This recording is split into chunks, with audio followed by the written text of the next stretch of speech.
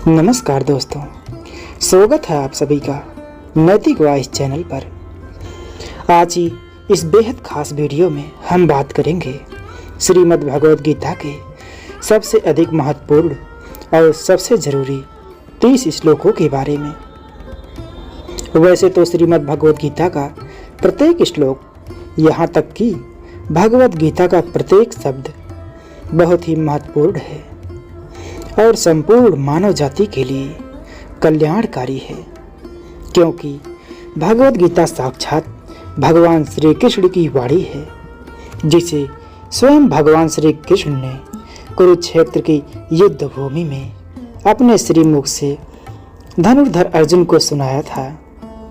फिर भी हम आपके लिए भगवद गीता के 700 श्लोकों में से सबसे ज़्यादा महत्वपूर्ण और प्रभावशाली 30 श्लोकों को लेकर आए हैं, जिन्हें जानकर आप संपूर्ण भगवद गीता के सही मतलब को संक्षिप्त रूप में सरलता से समझ पाएंगे।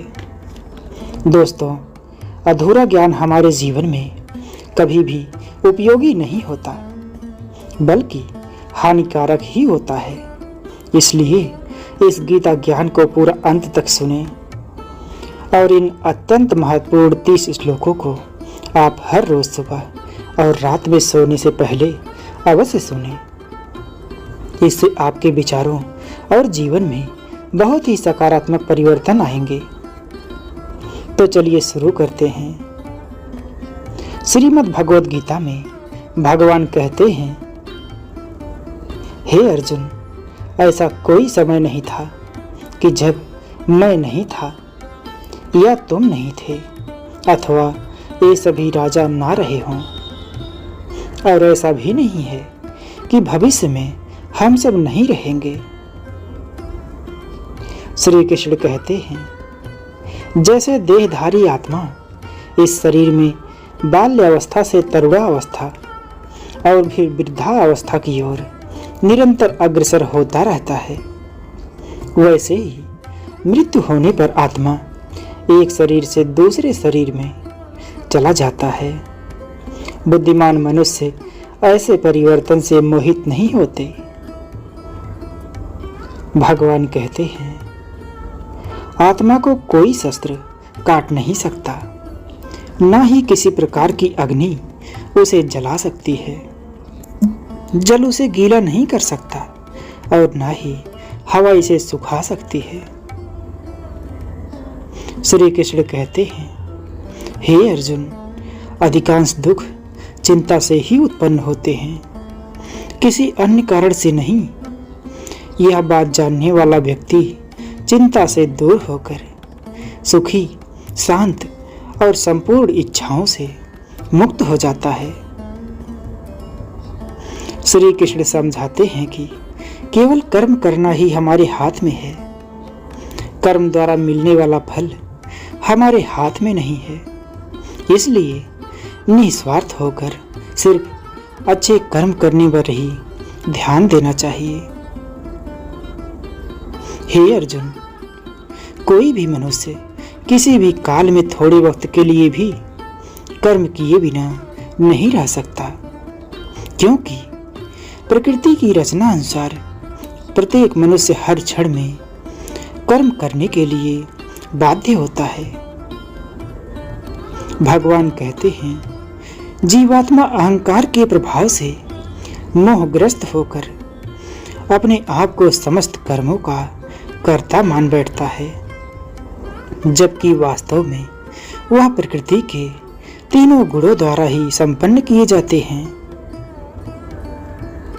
हे कुंती पुत्र, इंद्रिय और उसके विषयों पर संपर्क से उत्पन्न सुख तथा दुख का अनुभव क्षण भंगुर है, अर्थात कुछ ही समय के लिए रहता है। ये स्थायी न होकर सर्दी तथा गर्मी के ऋतुओं के आने जाने के समान है।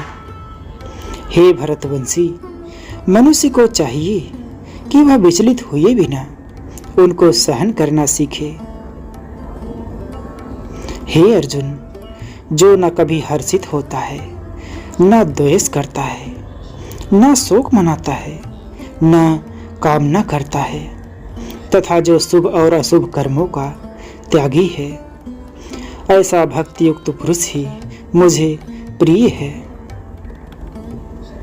श्री कृष्ण कहते हैं, क्रोध से मनुष्य की मति मारी जाती है, यानी मूढ़ हो जाती है, जिसके परिणाम स्वरूप स्मृति भ्रमित हो जाती है।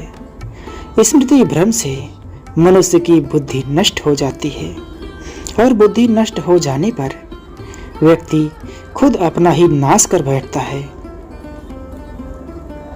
हे अर्जुन, जब जब धरती पर धर्म का पतन और अधर्म में वृद्धि होती है, तब उस समय मैं इस पृथ्वी पर अवतार लेता हूँ, भक्तों का उद्धार करने और दुष्टों का विनाश करने तथा धर्म की मर्यादा पुनः स्थापित करने के लिए मैं प्रत्येक युग में प्रकट होता हूँ। हे अर्जुन, विषय वस्तुओं के बारे में सोचते रहने से मनुष्य को उनसे आसक्ति हो जाती है। इससे उनमें कामना यानी इच्छा पैदा होती है और कामनाओं में विघ्न आने से क्रोध उत्पन्न होता है। हे अर्जुन, श्रेष्ठ मनुष्य जो जो आचरण करता है, उसके संपर्क में आने वाले पुरुष भी वैसा ही आचरण करते हैं। वह जो कुछ भी प्रमाणित कर देता है, समस्त मानव समुदाय उसी के अनुसार कार्य करने की कोशिश करता है। श्री कृष्ण कहते हैं, तुम आध्यात्मिक गुरु के पास जाकर सत्य को जानने का प्रयास करो। विनम्र होकर उनसे ज्ञान प्राप्त करने की जिज्ञासा प्रकट करते हुए ज्ञान प्राप्त करो और उनकी सेवा करो। ऐसा सिद्ध संत तुम्हें दिव्य ज्ञान प्रदान कर सकता है, क्योंकि वह परम सत्य की अनुभूति कर चुका होता है। हे अर्जुन, जो आलस्य करते हैं उन्हें वृद्धा नहीं मिलती। जिनके पास विद्या नहीं होती वो धन नहीं कमा सकते।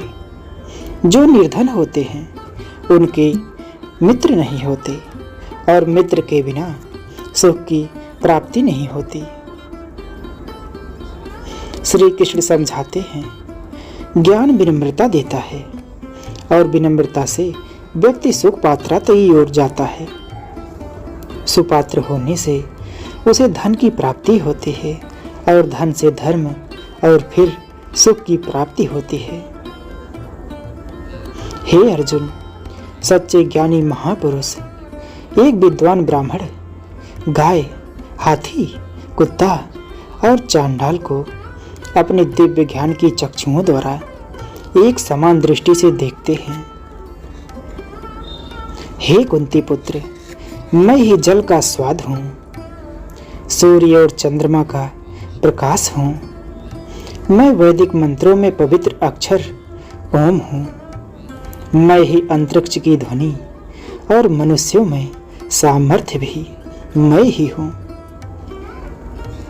श्री कृष्ण कहते हैं, अल्प बुद्धि वाले व्यक्ति देवताओं की पूजा करते हैं और उन्हें प्राप्त होने वाले फल सीमित तथा क्षणित होते हैं।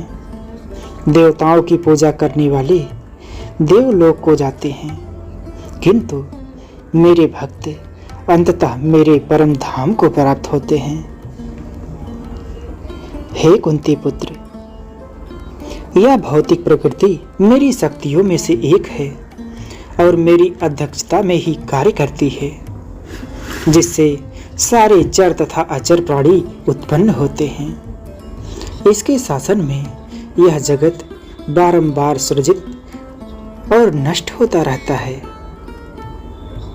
श्री कृष्ण कहते हैं, जो भक्त मेरे लिए प्रेम से पत्र, पुष्प, फल और जल अर्पित करता है, उस क्षुद्ध बुद्धि भक्त का प्रेम पूर्वक अर्पित किया हुआ पत्र पुष्प आदि मैं सगुण रूप से प्रकट होकर प्रेम सहित स्वीकार करता हूँ।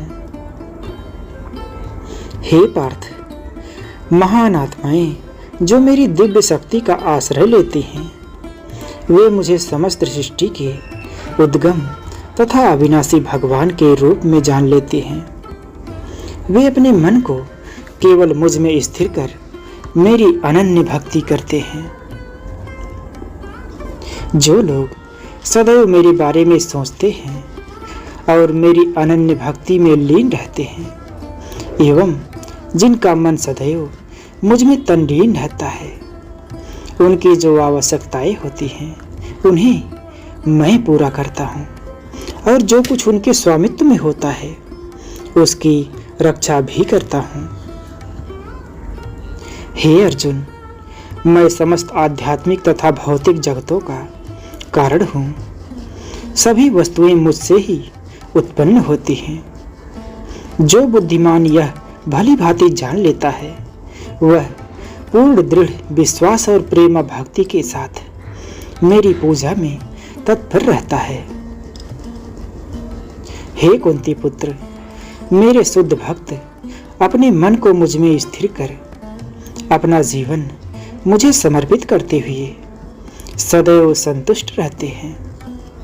वे एक दूसरे को ज्ञान प्रदान करते हुए तथा मेरे विषय में वार्तालाप करते हुए और मेरी महिमा का गान करते हुए अत्यंत आनंद और संतोष का अनुभव करते हैं।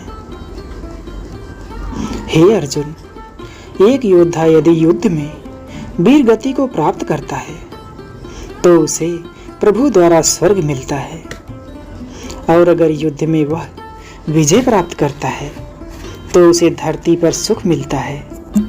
इसलिए बिना डरे निश्चित होकर युद्ध करो। ज्ञान के समान कोई मित्र नहीं है और ज्ञान के समान कोई बंधु नहीं है। ज्ञान के समान कोई धन नहीं है, ज्ञान के समान कोई सुख भी नहीं है। कुल मिलाकर आदर्श व्यक्ति के जीवन में ज्ञान का स्थान सर्वोपरि है। श्री कृष्ण कहते हैं, मैं सृष्टि का आदि मध्य और अंत हूँ। मैं आत्मा का विज्ञान हूँ, विज्ञान का तर्क हूँ और वाक प्रचार भी मैं ही हूँ। हे अर्जुन, सभी प्रकार के धर्मों का परित्याग करो और केवल मेरी शरण ग्रहण करो। मैं तुम्हें समस्त पाप कर्मों की प्रक्रियाओं से मुक्त कर दूंगा। डरो मत।